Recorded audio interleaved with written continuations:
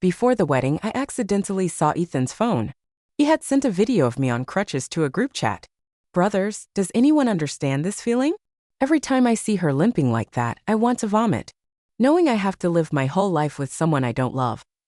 I'd rather it was me who lost a leg that day. I really want to run away from this wedding. In the next second, I seemed to return to the moment the accident happened. Just as Ethan wished, this time I didn't save him. Instead, he lost a leg and went blind in one eye. Later, when Ethan went to take a shower, his phone kept vibrating. I picked it up and accidentally saw a message on the screen. Just go out for drinks. The wedding tomorrow will naturally be canceled. Or just disappear for a month. When you come back, your parents definitely won't blame you. You've taken care of Jane for 3 years already. Are you really going to waste your whole life for her? At most, just compensate her family with a little more money and pretend to have amnesia. It's fine. I froze, my hands trembling. I absolutely couldn't believe that the person I had loved for 10 years, while I was excited and looking forward to the wedding day, was actually planning to run away. Each time I scrolled through a line of messages, my heart sank a little further. Brothers, does anyone understand this feeling? Every time I see her limping like that, I want to vomit, knowing I have to live my whole life with someone I don't love. I'd rather it was me who lost a leg that day. If it weren't for the fact that the Jane family company still has some value, I wouldn't have endured for so long.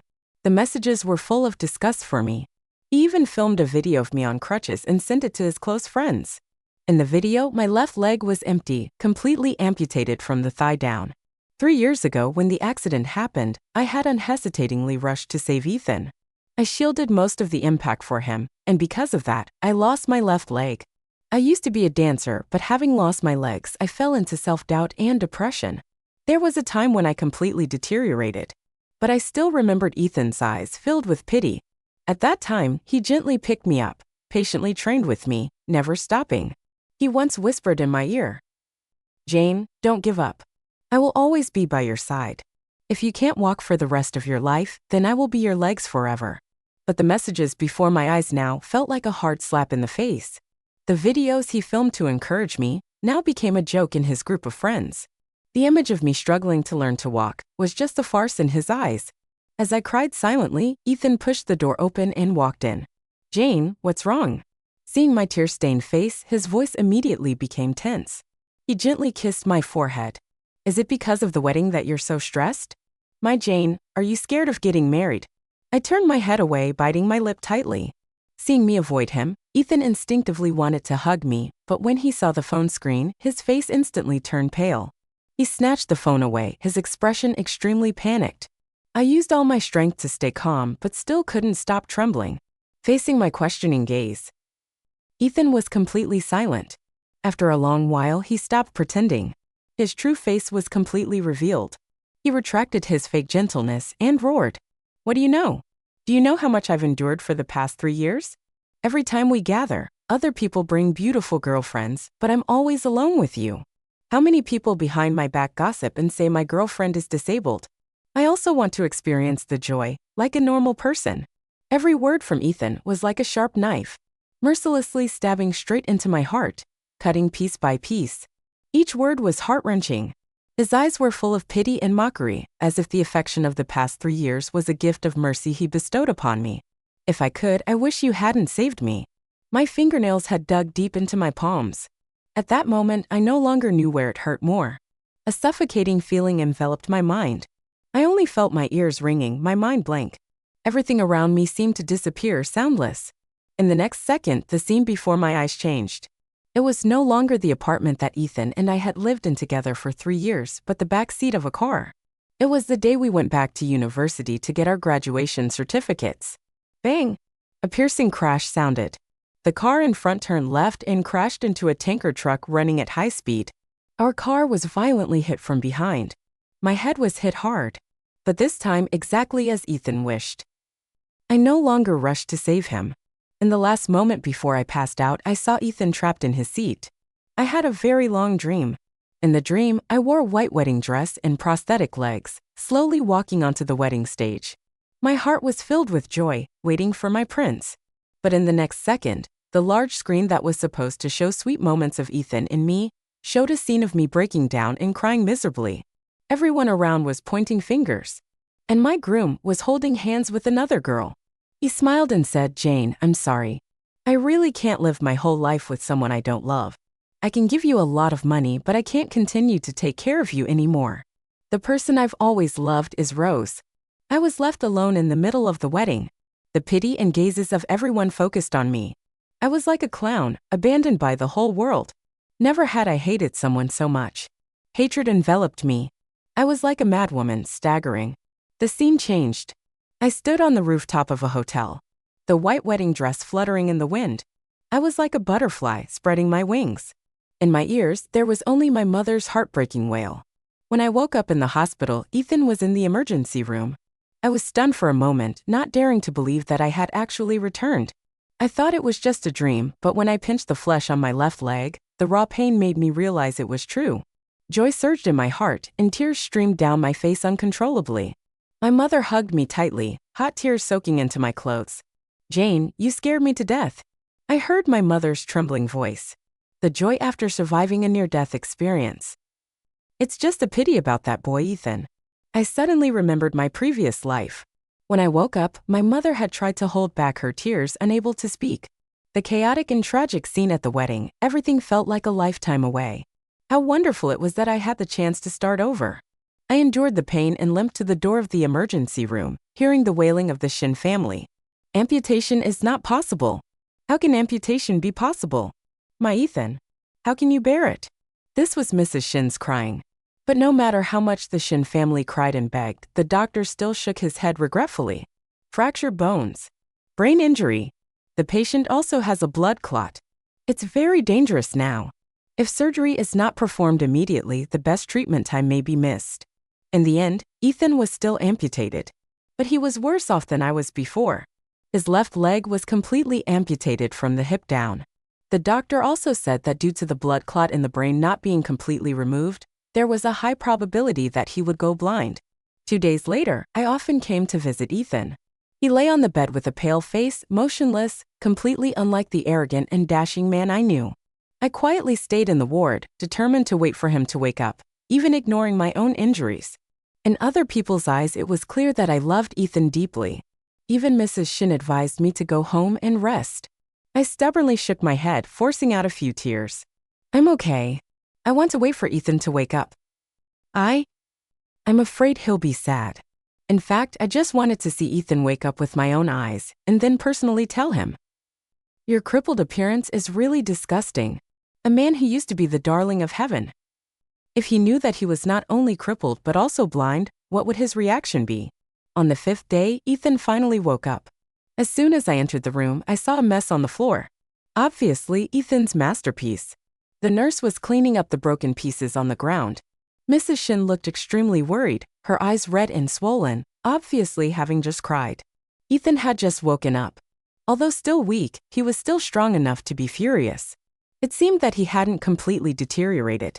I had underestimated him. Ethan lay blankly on the bed, his eyes lifeless, like a doll that had lost its vitality. Just as the doctor said, due to the blood clot pressing on the brain. Ethan was blind. But that's only temporary. When the condition stabilizes and the blood clot is removed, he can still see. Mrs. Shin pointed to Ethan's leg, then shook her head and looked at me. I suddenly realized that Ethan still didn't know he had lost a leg. But how could I let him be satisfied? Of course, I would pretend not to know anything. I hurried to Ethan's bedside, tightly grasped his hand, and sobbed. "Ethan, you must be strong. Even if you lose a leg, we can still install a prosthesis. Still ride horses, race cars." I knew Ethan would collapse. But I didn't expect it to be so intense. He suddenly tightened his grip on my hand, his voice tense. "What did you say? Say it again." I was startled, panicked, but couldn't pull my hand out. Enduring the pain in my hand, I continued to comfort him. "Ethan, if you want to cry, just cry. I will always be by your side."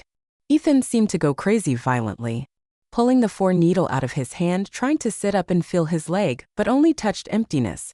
He froze for a moment. Then his whole body began to tremble. He roared, using all his strength to hit his right leg hard, veins bulging on his arm. Mrs. Shin cried and ran over to hold him back, but was thrown away by him. The entire ward was filled with his hoarse roar. "Get out! All of you! Get out!" After a while, Ethan seemed to be exhausted. He let go of his hand, his eyes full of despair, sobbing like a caged beast. I stood aside, smiling faintly, tears streaming down my face. But I wasn't crying for Ethan. I was crying for the image of myself in the past life that suddenly flooded back. In my previous life, when I knew I was amputated, I was just as desperate. I had studied ballet for 18 years. My teacher once said that I was born to shine on the stage. But I lost my legs, and my dream was also broken because of this. From then on, I could never forget the darkest time of my life. I locked myself in my room all day, not wanting to see anyone, just wanting to hide in a corner, unnoticed. Anything could touch my sensitive nerves. I had self-hatred. I even thought of suicide. It was Ethan who broke down the door and carried me out of the pool of blood. He hugged me tightly, gently kissed my cheek. "Jane, I'm sorry. It's because I didn't protect you well. If you want to blame someone, blame me. But don't hurt yourself." Ethan persuaded my parents to take me to his apartment and promised solemnly that he would take care of me for life. But it turned out that it was all just a deceptive act. After we got engaged, Ethan used the Jane family's resources to quickly expand the Shin Group. In just 3 years, Shin Group had become one of the leading enterprises in City A, far surpassing the Jane Group. He even deliberately made things difficult for Jane Group, both openly and secretly suppressing it. My mother had vaguely reminded me a few times. But at that time, I was too dependent on Ethan, completely unaware of what the person I loved most was plotting. It wasn't until I saw those messages with my own eyes that I knew how wrong I had been. Looking at Ethan in pain on the bed, an idea suddenly flashed in my mind. If I have been reborn, then what Ethan once did to me, I will definitely return it without missing a bit. He doesn't like me, does he? Then I will deliberately stay by his side, making him gradually become dependent on me, love me to the point of being unable to live without me. And then I will push him into hell. Therefore, I leaned down and hugged Ethan, who was sobbing. Before Mrs. Shin's shocked gaze, I said word by word, guaranteeing, "Ethan, don't be afraid. I will take care of you for life. Even if you lose a leg, I will always be by your side." Just like that, I actively took responsibility for taking care of Ethan. Every day, no matter the weather, I would rush to his apartment. In the eyes of people in the industry, my love for Ethan had reached its peak. Even Ethan thought so. After all, who could bear to sacrifice their entire future to be with a disabled person? When my mother knew that I voluntarily took care of Ethan, she almost locked me up. She looked at me with a puzzled gaze. "Mom knows you like that boy, but this has nothing to do with you. Why do you have to sacrifice your whole life like this?" I remembered Ethan's cold question. "Jane, ask your parents. Ask them how they forced me." I didn't know what methods my parents used to make Ethan compromise. No matter how resentful he was, he still had to try to endure and take care of me for 3 years. But all of this would never have an answer. After I guaranteed that I was completely sober, my mother reluctantly accepted. Just like me back then, Ethan, after being amputated, began to become irritable and easily angered. Because he couldn't see, he became even more sensitive and suspicious. Sometimes he complained that the nurse's footsteps were too loud. Sometimes he complained that the chef's food was not delicious. In just half a month, he had changed several nurses. The things on the bedside table were also smashed by him countless times. No one could appease Ethan except me, because only I understood his pride. I knew what he needed. I knew where his most sensitive point was. When he unconsciously pursed his lips, I would promptly pour him a glass of warm water. When he tossed and turned restlessly, I would help him into the bathroom. Ethan didn't like the food cooked by the chef, but he liked to drink the soup I stewed. No one knew that in the 3 years of my previous life, in less than a month, all the maids and nurses had been driven out of the house by Ethan. I had cooked so many pots of soup for Ethan. I knew his taste better than anyone. From then on, only I was allowed to step into his room. Sometimes Ethan seemed confused. "Jane, you treat me so well. But me with my current condition, I am completely unworthy of you. You don't have to." I knew Ethan had begun to rely on me. But that was still not enough for me. I put my index finger on his lips, my voice as gentle as water. "I know. I just pity you very much. As long as you recover, I don't care about anything." Ethan didn't say anything more, but in his eyes there was a bit more gentleness. Thanks to my dedicated care, Ethan's temper gradually improved, and the number of times he smashed things also decreased a lot. Ethan became increasingly dependent on me, but I knew he still didn't truly love me, because in his heart, there was always a white moonlight, an unforgettable deep love. As his body gradually recovered, the blood clot in Ethan's brain was ready to be removed. The Shin family had invited the top neurosurgeon in the country to perform the surgery. The surgery was successful beyond expectations. On the day the bandages were removed, Ethan's mood was obviously more cheerful, his eyes constantly looking out the door. I knew who he was waiting for. After countless times he looked out the door, a white figure finally appeared. Rose, the famous, talented woman of the dance department of our university. She was also my roommate.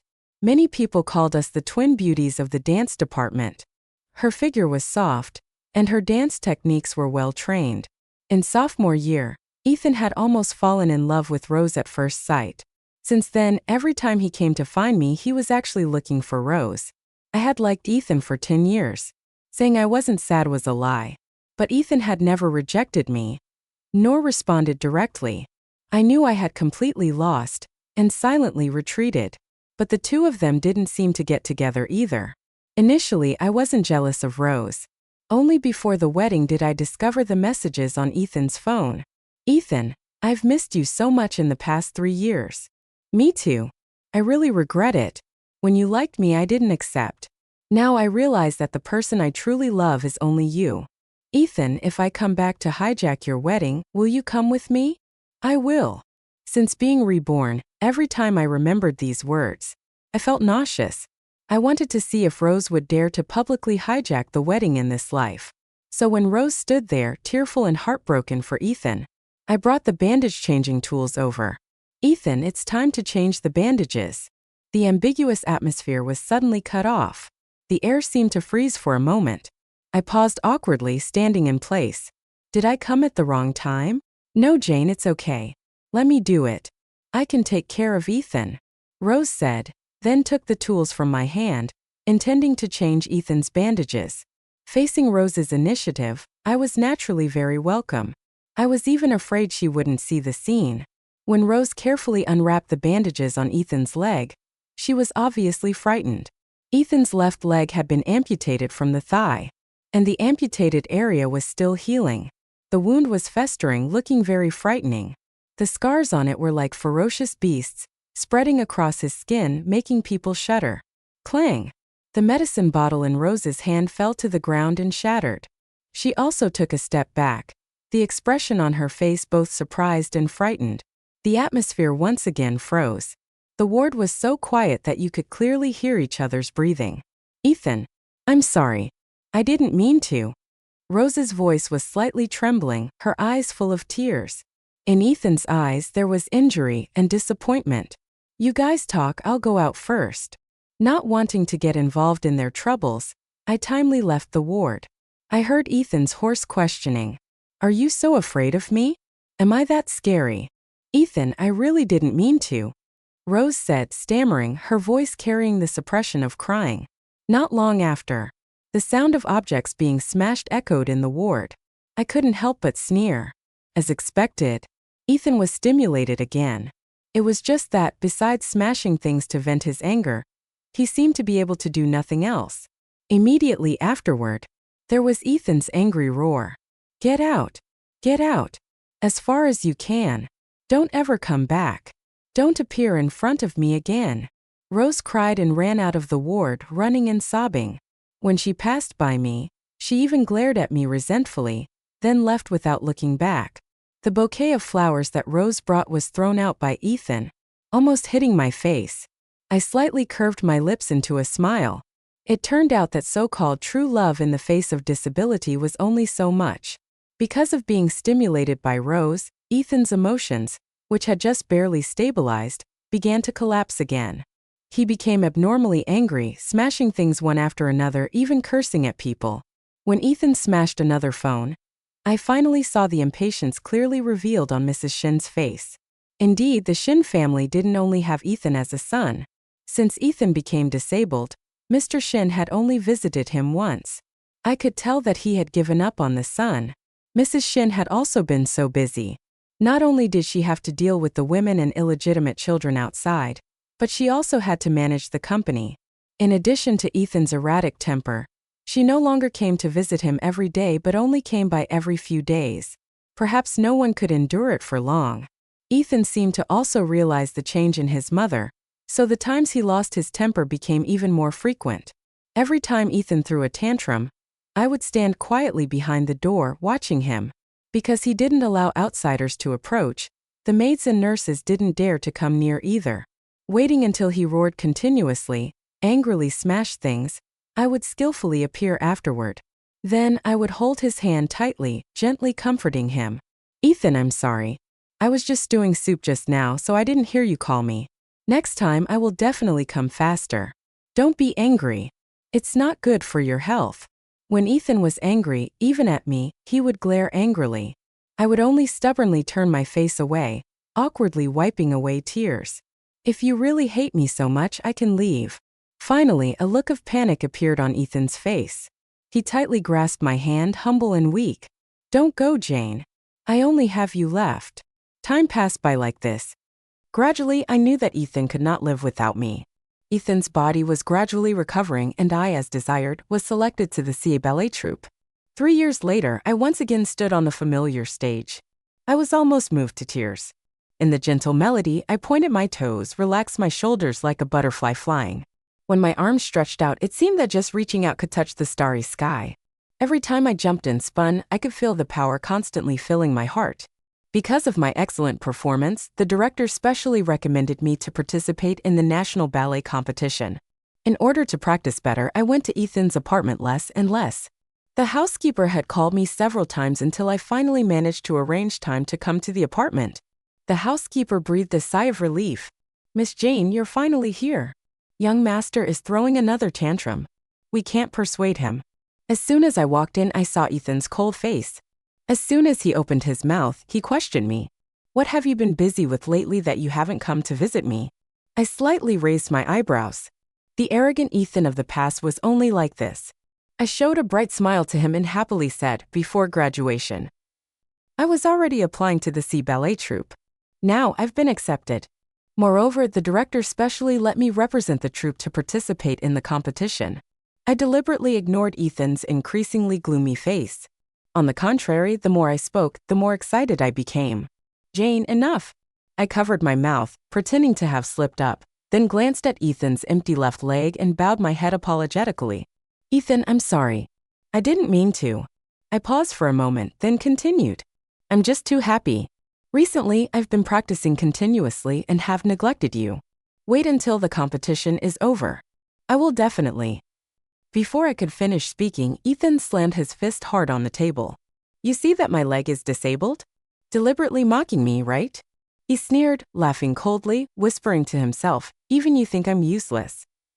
I was frightened by Ethan and took a step back, momentarily panicked, wanting to hug him but didn't dare.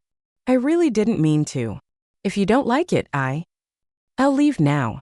I wiped away tears, turned around, and prepared to walk out the door. Behind me, suddenly, there was the sound of a heavy object falling to the ground. Ethan seemed to want to pull me back. In his haste, he had fallen from the bed to the ground. Looking at Ethan in such a miserable state, I suddenly remembered the words he once mocked me with. "Jane, her limping gait looks like a clown. How can I not laugh out loud?" Ha ha. He had turned my pain into a joke to tell others. Perhaps heaven has eyes. Now the one who looks like a clown is Ethan himself. If possible, I really wanted to rewind the scene so that Ethan could see his own clownish appearance. From that day on, Ethan became increasingly clingy to me, seemingly afraid that I would leave. Every day he would call me countless times. I was busy practicing dance and often didn't pay attention to him. He would send a series of messages. "Jane, are you coming to visit me today? Jane, I want to eat the pork rib soup you make. The housekeeper's soup is not as good as yours." I didn't reply, only put the phone on silent mode. The friends in the dance troupe teased me. "Are you arguing with your boyfriend?" I smiled and shook my head. "Not a boyfriend. Just someone who lacks love, so he just keeps clinging." I suddenly realized that the tactic of being sometimes close and sometimes distant was really effective for Ethan. The white moonlight in his memory had escaped. His parents had also given up on him. Ethan had become someone no one needed, and I apparently had become the most important spiritual support beside him. Looking at his anxious and heavy dependence on me, I knew my plan had succeeded. As long as I mentioned leaving, he would go crazy and hold me back. Men are like that. What they can't get is the best. So every few days, I would torture Ethan once. It was really refreshing. Soon, Ethan's birthday would arrive. Since the accident, he was very afraid of meeting outsiders. His childhood best friends also didn't contact him. I had contacted his group of friends a week ago, preparing a big surprise for him together. Early on his birthday morning, several of his friends arrived. They brought a large bouquet of flowers, and the closest friend even prepared a limited edition supercar, wanting to give Ethan a surprise. When they walked in, Ethan was on crutches, practicing walking. "Ethan, look what we brought for you. The latest supercar."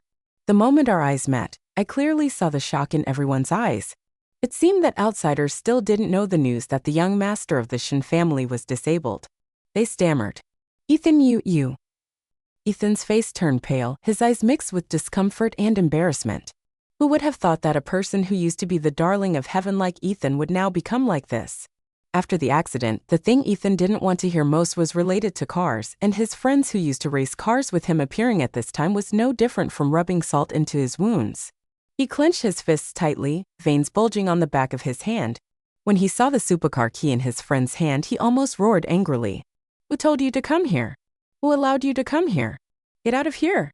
A good birthday party was thus ruined. I saw Ethan's group of friends out the door, apologetically saying, "Sorry everyone. Don't take it to heart.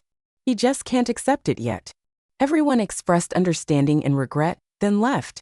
When I returned to the ward, I faced Ethan's cold gaze. He gritted his teeth and asked me, "Jane, did you do it on purpose? Deliberately let them come to see me, make a fool of myself?" I stood high above him, didn't answer, only smiled faintly. Ethan's eyes immediately filled with boundless pain. He almost begged, "Why did you do this? I have prepared to live my whole life with you. I love you so much." I couldn't help but burst out laughing. In my previous life, when I needed his love most, he was extremely disgusted with me. Every time we were intimate, he would ridicule me in the group chat. Really disgusting. I don't want to touch her. When will this end? But now that he has lost a leg, he wants to live well with me for life? Says he loves me? How ridiculous. Such cheap love, I don't need it. Now, it's my turn to be disgusted with you. Therefore, I slowly read out word by word what I had prepared for him. "Brothers, does anyone understand this feeling? Every time I see her limping like that, I want to vomit. Knowing I have to live my whole life with someone I don't love. I'd rather it was me who lost a leg that day. I really want to run away from this wedding." Looking at Ethan's increasingly panicked face, I took a few more steps closer, smiled, and whispered in his ear, "How is it? Does it hurt to be trampled by others? But that's how you treated me in your previous life. You're just Based on what, do you think I would love you to death?" Ethan seemed to remember something. He reached out and hugged his head tightly. The intense pain made him fall to the ground, continuously rolling and groaning in pain. Cold sweat broke out on his forehead. I coldly watched everything, my heart filled with pleasure. No one knew how many nightmares I had had since being reborn. In my dreams, Ethan on the surface loved me like his life, but behind my back, he cruelly pushed me into the abyss. How many nights, waking up in shock, I would tremble for a long time. I was afraid that being reborn was just a dream, and when I woke up, I would still be Jane, abandoned at the wedding.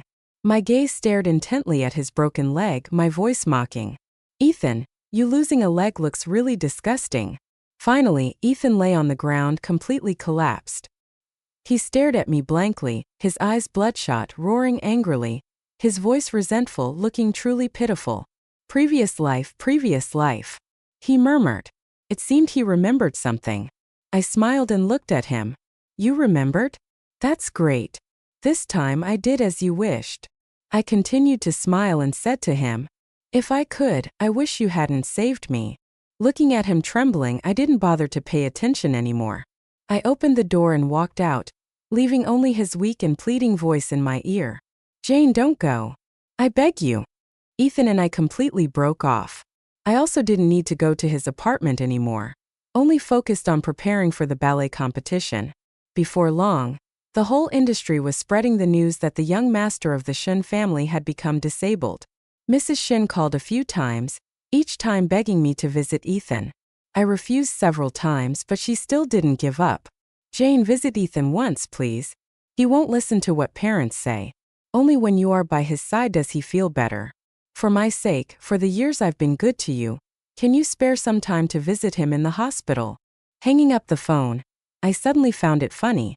I had treated Ethan like that and he still wanted me to visit him? Wasn't he afraid that I would say something again that would hurt him? To concentrate on preparing for the competition, I chose to completely ignore it. These days I practiced day and night. No one knew how much sweat I had shed. Only I knew how much I had longed for that stage for 3 years. Every movement of mine was perfect. Every spin, every jump made the audience tear up. Now, I finally had the opportunity to stand on that stage again. I must seize it. On the day of the competition, I won with absolute superiority. Under the stage, the applause was like thunder, making my eardrums vibrate. On the stage, I was tearful, circling around, tears glistening in the corners of my eyes. At that moment, I forgot hatred, forgot pain. Just the most gorgeous white swan on the stage. It seemed that the big stone in my heart finally fell when the competition ended. I received a call from Ethan. His voice over the phone was very gentle, even with a hint of a smile. Jane, congratulations. Thank you. In a flush, I heard Ethan sigh deeply. Jane, everything before. I have remembered. It was me who was wrong. I played with your feelings. It's right for you to hate me, but I really didn't want you to die. I tilted my head, looking at the sparkling neon lights, and didn't answer. Jane, besides hatred, do you have any feelings left? No. I decisively interrupted Ethan. Some things from the beginning were destined to be unrecoverable. The other end of the line was silent for a while, a long while. Then I heard him say, "Okay, I understand." The next time I met Ethan was in the hospital corridor in a wheelchair. Ethan's face was pale, looking tired. The boy who used to be full of vitality now seemed to have turned into an old man. I overheard the person taking care of him saying that Ethan refused treatment for the injuries from the car accident, and it had relapsed. Because Ethan became disabled in just half a year, the Shin family's illegitimate child had been welcomed back in a grand manner and smoothly took over the family business. Mrs. Shin was so angry that she was hospitalized. The Shin family's internal affairs were in chaos to an unimaginable degree. But Ethan seemed unwilling to fight for anything. Day after day, he just stayed in his apartment all day, blankly watching the crabapple flowers in the yard. When our eyes met, Ethan was clearly stunned. In the depths of his eyes, he couldn't hide his anticipation. Jane, are you here to see me? Just after asking, Ethan laughed at himself. How could it be? You hate me so much. He carefully looked at me. Jane, if there is a next life, can you forgive me? I smiled calmly at him. Ethan, it's all over. I no longer hate you. But I also don't want to forgive you. As soon as I finished speaking, the small light in Ethan's eyes finally went out, leaving behind endless gloom. Although I no longer hated him, I would never forget the anger when I knew the truth. I may not hate, but I will never forgive. The last news I heard about Ethan was that he had passed away. The young master of the Shin family, Ethan, committed suicide at his private apartment in Bonia Bay at 3 a.m. He committed suicide by cutting his wrists. When he died, there was a bouquet of bright crab-apple flowers beside him. Crab-apple flowers, my favorite flower. In my previous life, to make me happy, Ethan had planted crab-apple flowers all over the garden. Perhaps at that time, Ethan had also truly liked me. The wind outside the window gently brushed past. In that instant, my heart suddenly stirred. It seemed that I saw again the boy that I had truly loved. When I won the award in the competition, he would give me a bouquet of flowers, take me out for dinner and fun, celebrating all night. When I failed the exam and was scolded, he would actively pull me to the library to make up for the lessons. When I was so angry with him that I couldn't speak, he would be helpless but still indulgently tap my forehead. And I would squeeze through the crowd, foolishly carrying his backpack, watching him play a basketball game. And then the two of us would cycle home in the sunset. That time, I once thought that we would be like this forever, for a lifetime. Unexpectedly, reality shattered everything. It was long after that I learned the meaning of crabapple flowers. Bitter longing. Hopeless love. Just like me and Ethan. I loved him, but he didn't care. When he turned his head, I no longer wanted to turn back.